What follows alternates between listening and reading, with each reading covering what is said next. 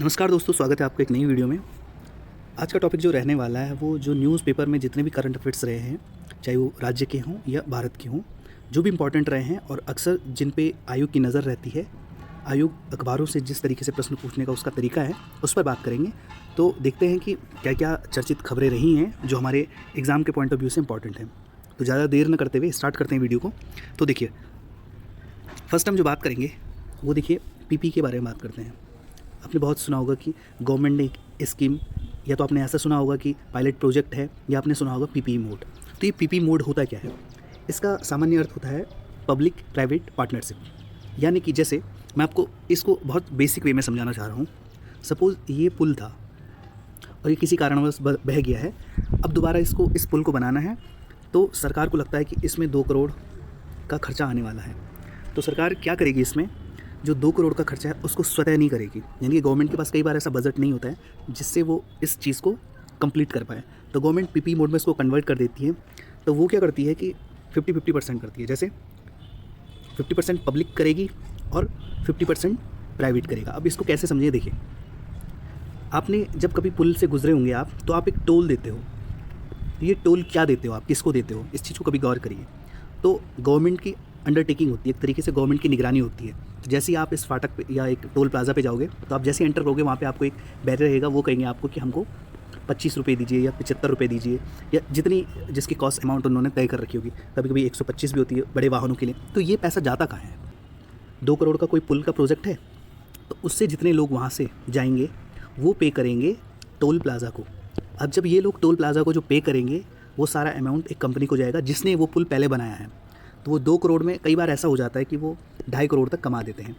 तो ये सारे जितने मोड इसमें गवर्नमेंट, देखिए, गवर्नमेंट ने इसमें सिर्फ एक सर्विलेंस किया, निगरानी की, लेकिन जो पूरा काम किया वो इस कंपनी के द्वारा किया गया और पब्लिक को भी फैसिलिटी मिल गई और कंपनी का गोल भी पूरा हो गया। तो ये मोड जो होता है इसको कहते हैं पीपी मोड। तो आपको बहुत अच्छे से ये चीज़ समझ आई होगी पीपी मोड क्या होता है। अब चर्चित क्या है, देखिए, नामीबिया से 8 चीते लाए गए हैं। नामीबिया कहाँ है? साउथ अफ्रीका जो कॉन्टिनेंट है, यानी कि साउथ अफ्रीका जो महाद्वीप है, उसका एक देश है जहाँ से 8 चीते लाए गए थे। ठीक है, और ये पहली बार हुआ है कि जो 70 साल बाद इन चीतों को वहाँ से बाई किया गया। ठीक है, और ये कब लाए गए? 17 सितंबर को। अब आपको एक चीज़ ध्यान होगी कि इसी दिन जो हमारे पीएम हैं उनका बर्थडे भी होता है, तो इस डेट को आप याद रख सकते हैं।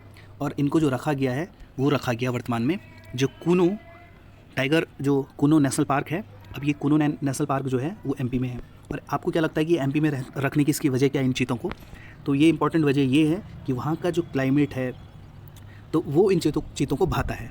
तो साइंटिफिक चीज़ें होती हैं ये, जिसकी वजह पर उनके लिए जो वातावरण है वो सबसे ज़्यादा सुगम वहाँ का है। इस वजह से इनको कोनो में रखा गया है जो कि एमपी में पड़ता है। उसका जो सबमिट हुआ है संघाई कॉर्पोरेशन ऑर्गेनाइजेशन जिसको कहते हैं एससीओ, उसका जो सबमिट इस बार 2022 का वो हुआ समरकंद में।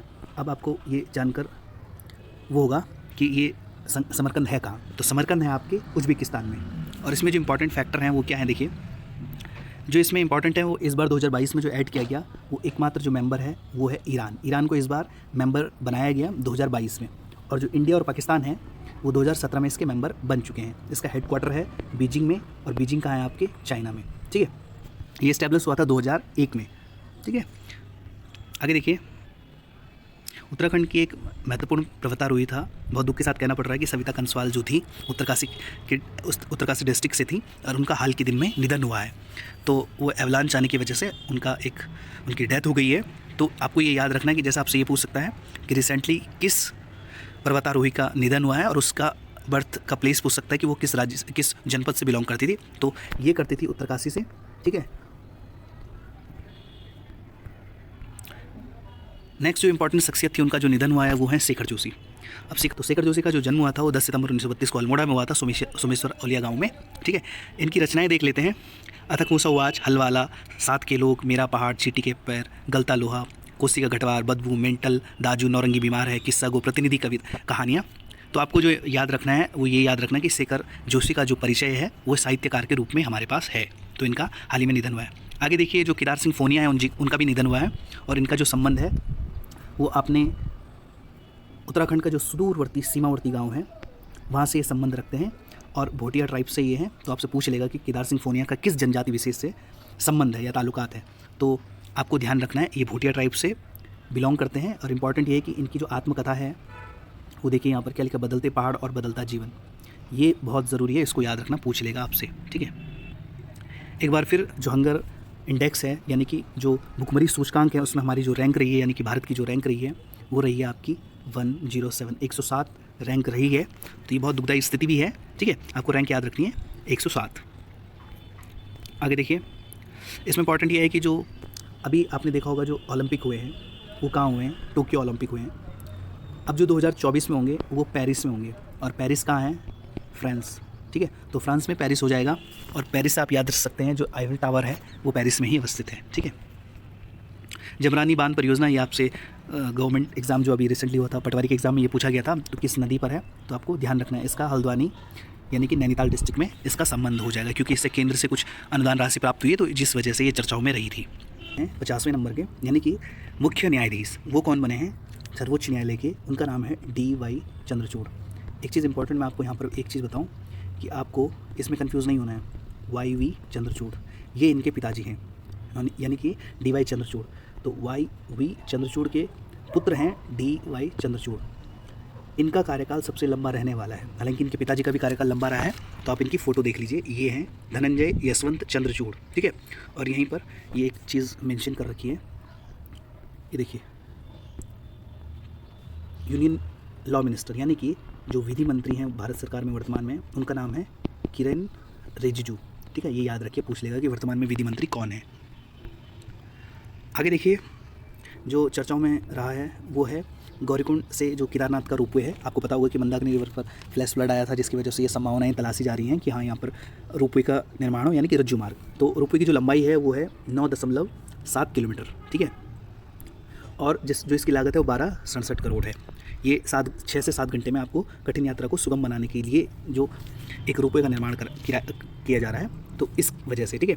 आगे देखिए, जो गोविंद घाट का रोपवे बन रहा है उसकी कुल लंबाई है 12 किलोमीटर। तो इसमें कंफ्यूज नहीं होना है, जो केदारनाथ है 9 किलोमीटर है, और गोविंद घाट से जो हेमकुंड होगा ये बद्रीनाथ ट्रैक पर होगा, बद्रीनाथ के क्षेत्र में ही, ठीक है। इसको ये ध्यान रखिए। हेमकुंड साहिब जैसे कि आपको पता होगा कि ये तीर्थ स्थान है, सिख के लिए बहुत फेमस है, जो सिख हमारी कम्युनिटी होती है उसके लिए, तो ये ध्यान रखिए। ब्रिटेन की PM लिज ट्रस का सिर्फ 45 दिन में इस्तीफा। तो आपको पता होगा कि ब्रिटेन की जो PM थी लिज ट्रस, इसके बाद जो बने हैं वो ऋषि सुनक बने हैं, और ये क्या है, भारत मूल के हैं। तो ऋषि सुनक तो आपको, मुझे नहीं लगता कि आप भूल पाएंगे, ये याद रहेगा, लेकिन इसको जरूर याद रखिए। इससे पहले थे जो लिज ट्रस, आपसे ये पूछ सकता है कि जो ऋषि सुनक है उन्होंने किसका स्थान लिया, तो इन्होंने जो स्थान लिया है वो लिज ट्रस का स्थान लिया है। आगे देखिए, 2023 जून में लॉन्च होगा चंद्रयान 3, अबोर्ट मिशन का परीक्षण भी करेंगे, ठीक है। ये इसरो के हेड है। तो आपको यहाँ पर इंपॉर्टेंट ये है कि जो चंद्रयान का जो प्रोजेक्ट है 3rd का, वो 2023 में होगा और जून का महीना होगा। और इससे इंपॉर्टेंट ये है कि जो S सोमनाथ हैं ये वर्तमान में इसरो के हेड हैं, ठीक है। नेक्स्ट इंपॉर्टेंट ये है, देखिए, रुद्रप्रिया की एक बेटी है जिसका नाम प्रीति नेगी है, वो केदारनाथ पहुंची है साइकिल से, तो उन्होंने कीर्तिमान स्थापित किया। तो आपसे ये पूछ लेगा कि जो प्रीति नेगी हैं उनका संबंध किससे है, तो प्रीति नेगी का जो संबंध है वो जाएगा रुद्रप्रयाग जनपद से। केदारनाथ धाम में बनेगा ईशानेश्वर महादेव मंदिर। तो पूछ लेगा आपसे ईशानेश्वर मंदिर कहाँ स्टैब्लिश होने वाला है, तो ये हो जाएगा केदारनाथ में, ठीक है। अटल निर्मम नगर योजना में नंदप्रयाग प्रथम। तो नंदप्रयाग कहाँ है, तो नंदप्रयाग है आपके चमोली में, ठीक है। और ये नंदप्रयाग वही है जो एक साइड से अलकनंदा आ रही है अपना, और यहाँ पर एक ओर से आती है कौन सी, मंदाकिनी, और ये दोनों जो मिलते हैं नंदप्रयाग एक संगम बन जाता है। यही पंचप्रयागों में एक संगम के रूप में जाना जाता है। ये नंदा चुकिया पर्वत से जो ये मंदाकिनी का आगमन होता है नीचे की ओर, ठीक है। शशिकला और गंगा को राष्ट्रीय फ्लोरेंस नाइटिंगेल अवार्ड से सम्मानित किया गया। तो 2 महिलाएं हैं, ठीक है, शशिकला और गंगा जोशी। और हरिद्वार में बने जो होगा खेल महाकुंभ होगा, क्योंकि वहाँ पर कुंभ भी होता है जैसे कि आपको पता है। अब देखिए इंपॉर्टेंट, देखिए ये है, अब इसमें देखिए जो गौरव सम्मान है 2021 के क्या है और 22 के क्या है। स्पष्ट रूप से लिखा गया है, जो 21 में मिले हैं वो नारायण तिवारी को मिला है, नरेंद्र सिंह नेगी को मिला है, अनिल जोशी को मिला है, रस्किन बॉन्ड को मिला है और बचेंद्री पाल। तो इन 5 को मिला है 2021 में। लेकिन 2022 में किसे मिला है, देखिए, अजीत डोभाल, प्रसून जोशी, CDS बिपिन रावत, गीतकार और लेखकर गिरीश चंद तिवारी, ठीक है, गिरधा जिनको बोलेंगे, मरणोपरांत मिला है 3 लोगों को और 2 लोगों को जीवित के रूप में, और साहित्यकार वीरेंद्र डंगवाल, इनको 22 में मिला है, ठीक है। ये बिल्कुल ध्यान रखने की आवश्यकता है इन पर। संपूर्णानंद ऑप्टिकल्स टेलीस्कोपी, तो ये नैनीताल के पास स्थित एक विश्व स्तरीय वेधशाला में स्थापित 104 सेंटीमीटर की दूरबीन है, ठीक है। तो आपको याद ये रखना है कि संपूर्णानंद ऑप्टिकल टेलीस्कोप कहाँ है, तो ये हो जाएगा आपका नैनीताल में। केदारनाथ में बनेगी ओम की कलाकृति, ठीक है। केदारनाथ धाम में ओम मूर्ति की कलाकृति बनेगी, तो इसको आप ध्यान रखें कि ये पर्यटन विभाग के द्वारा एक वो है कि एक जो पर्यटक होते हैं उनको रुझाने के लिए ये सारी चीज़ें की जा रही हैं। ये जैसे कि मैंने आपको बता दिया कि किरण रिजिजू जो है वो यूनियन लॉ मिनिस्टर हैं वर्तमान में, ठीक है। अब देखिए इसमें कुछ परियोजनाएं हैं, जैसे इसमें लिखा है लाता तपोवन धौलीगंगा पर है, कोटली भेले भागीरथी पर है, तमक लाता धौली पर है, अलकनंदा, उसके बाद जैसे खिराऊ गंगा, झालाकोटी धर्म गंगा, उर्गम जो है वो कल्प गंगा पर है, झीलम तमक धौली गंगा पर है। इनकी क्षमताएं भी दे रखी हैं।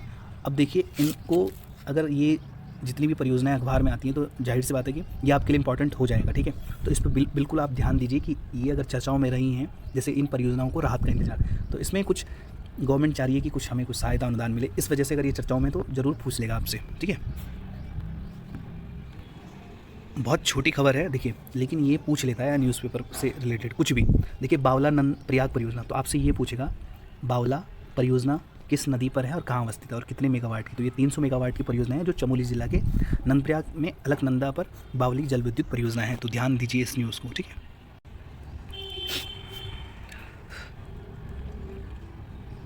अब देखिए ये बहुत इंपॉर्टेंट है, जैसे जो अभी कतर में आपके जितने भी फीफा के जो इवेंट्स हुए हैं फीफा के, तो उसमें देखिए जो फीफा अभी कतर में हुआ ना, तो ये हुआ है कतर में, ठीक है।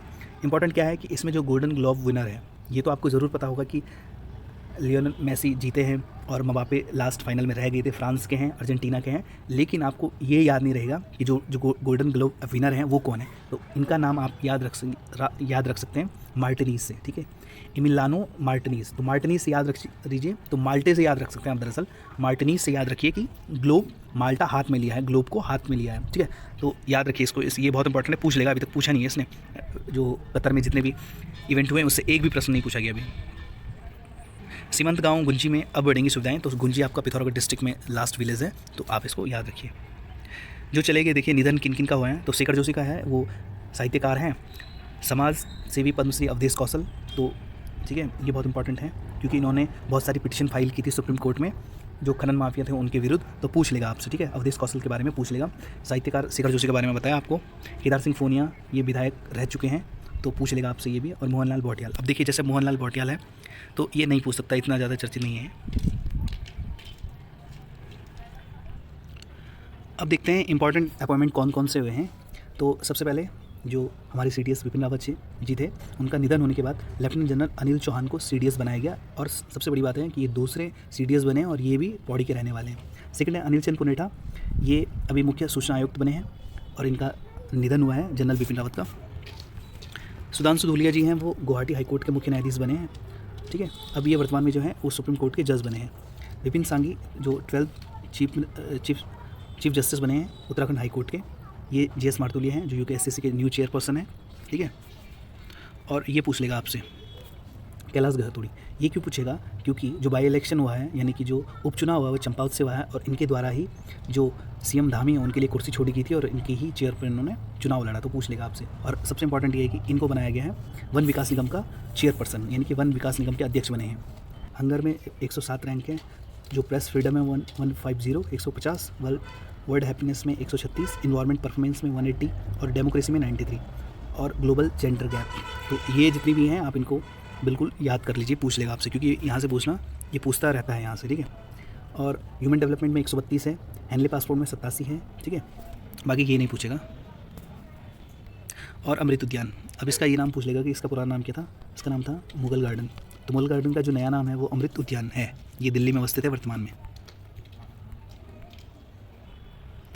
वर्तमान में जो शिक्षा का बजट है 2023 में वो देखिए होंगे 104,278, तो ये याद रखिए, ठीक है, करोड़ों में हो गई, तो आप बहुत ज़रूरी है इसमें, इस बार इसकी संख्या में इजाफा हुआ है। ये पूछ लेगा कि सतीश कौशिक का निधन हुआ है, उनका संबंध किससे था, तो ये अभिनेता थे, आपने जैसे डिस्प्ले पर देख पा रहे होंगे। और ये इंपॉर्टेंट है, देखिए इंडिया ऑस्ट्रेलिया की 75 जो फ्रेंडशिप थी वो कंप्लीट हुई है और उसका जो मैच जो हुआ है वो जो नरेंद्र मोदी स्टेडियम है वो है गुजरात में, वहाँ ये हुआ है। तो आपने ये पिक्चर काफ़ी वायरल देखी होगी, है ना। नेक्स्ट कुछ इंपॉर्टेंट जो अपॉइंटमेंट है वो देखिए, जो नीति आयोग है उसके जो CEO बने हैं नए, वो है जो फॉर्मर IAS ऑफिसर हैं BVR सुब्रमण्यम, ये याद रखिए। और जो कैग हैं वो गिरीश चंद्र मुर्मू ही हैं, ठीक है, तो ये पूछ लेगा आपसे। और नाटो नाटो आरआरआर को जो ऑस्कर बेस्ट ओरिजिनल सॉन्ग के लिए मिला है, और जो नाटो नाटो का जो रियल मतलब होता है, यानी कि जो उसका मीनिंग है, वो है नाचो नाचो, ठीक है। और एक ऑस्कर मिला है द एलिफेंट विस्पर के लिए, ठीक है। ये बेस्ट डॉक्यूमेंट्री है जो शूट हुई है। और आपको याद क्या रखना है कि जो ये एलिफेंट है उसका नाम है रघु, ठीक है। ये वही है दोबारा से आरआरआर। और जो उत्तराखंड का भी जो विधानसभा 2023 में जो बजट पेश हुआ है 2023 का, वो पहली बात तो जो बजट पेश हुआ है वो इस बार हुआ है, जो हमारी समर कैपिटल है वो है आपके गैरसैंण के भराड़ीसैंण में, ठीक है। तो वहाँ ये हुआ है, इसको जो प्रस्तुत किया है वो किया है प्रेमचंद अग्रवाल जी, जो वर्तमान में वित्त मंत्री हैं। इसमें दौड़ना नहीं होता है, स्लो मूव करना होता है, ठीक है। और ये जो मानसी नेगी, इनका संबंध हो जाएगा आपको चमोली डिस्ट्रिक्ट से। द्वाराट से रेखा बिस्ट को मिला है मानंदा सम्मान, ठीक है। तो द्वाराट पड़ता है आपके अल्मोड़ा में। और टॉप 10 जो मोस्ट पावरफुल पर्सन रहे हैं वो देखिए, नरेंद्र मोदी हैं जो पीएम हैं, अमित शाह हैं होम मिनिस्टर हैं, और एस जयशंकर हैं, ये मिनिस्ट्री ऑफ एक्सटर्नल अफेयर्स में है। इससे पहले ये फॉर्मर ब्यूरोक्रेट्स रहे हैं। डीवाई चंद्रचूड़ वही चीफ जस्टिस ऑफ इंडिया वर्तमान में 50th, ठीक है। योगी आदित्यनाथ यूपी के सीएम हैं। Mohan Bhagwat RSS chief. JP Nadda जो बीजेपी के प्रेसिडेंट हैं। निर्मला सीतारमण फाइनेंस मिनिस्टर वर्तमान में, इससे पहले डिफेंस मिनिस्टर ही हैं। मुकेश अंबानी जो रिलायंस के चेयरपर्सन हैं, और अजीत डोभाल। और वर्तमान में उत्तराखंड से जो पावरफुल लीडर के रूप में आए वो सीएम धामी हैं, पुष्कर सिंह धामी, ठीक है। G20 अभी भारत इसको हेड कर रहा है, और इसके बाद जो 24 में करेगा वो अर्जेंटीना करेगा, ठीक है। इसकी कैपिटल होगी ब्राज़ील में होगा ये 2024 वाला, हर एक साल में होता है। तो ये था कुछ इम्पॉर्टेंट, ठीक है। और ऐसे ही कुछ जॉब अपडेट के लिए आप चैनल से जुड़ सकते हैं, सब्सक्राइब कर सकते हैं। और आप अबाउट में जो लिंक दिया है आप उससे, और ये जो नंबर आपको डिस्प्ले शो हो रहा है, इससे आप व्हाट्सअप ग्रुप में जुड़ सकते हैं। इसमें 900 प्लस मेंबर हमारे साथ जुड़े हैं ऑलरेडी, तो आप भी जुड़ सकते हैं। और इसी तरीके से जो गवर्नमेंट अपडेट होती हैं उसके लिए आप जुड़े रहिए चैनल से। मिलते हैं किसी नई वीडियो में, तब तक वीडियो को लाइक करिए, कमेंट्स करिए, शेयर करिए। Thank you.